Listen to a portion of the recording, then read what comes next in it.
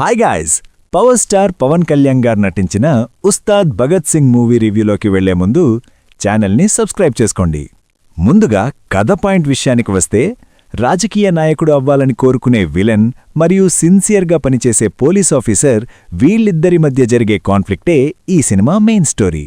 ఇందులో పాజిటివ్స్ విషయానికి వస్తే, పవర్ స్టార్ పవన్ కళ్యాణ్ గారు ఫ్యాన్స్ ఎలా చూడాలనుకుంటున్నారో ఆయన ఎనర్జీ, స్క్రీన్ ప్రెజెన్స్, డాన్స్ అన్నీ పర్ఫెక్ట్గా చూపించారు హరిశంకర్ గారు.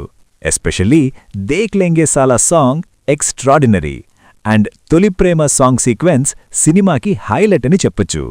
ఇప్పుడు నెగటివ్స్ విషయానికి వస్తే, గబ్బర్ సింగ్ తర్వాత అదే కాంబోలో సినిమా వస్తుంది అని ఎక్స్పెక్టేషన్స్ ఎక్కువున్నాయి. కానీ హానెస్ట్గా చెప్పాలి అంటే కొంచెం నిరాశపరిచింది. స్టోరీ చాలా routine and predictable. Next scene ఏం జరుగుతుందో ముందే తెలిసిపోతుంది. ఇంకా కొన్ని బ్లాగ్స్ అయితే స్టోరీకి సంబంధం లేకుండా అనిపిస్తాయి.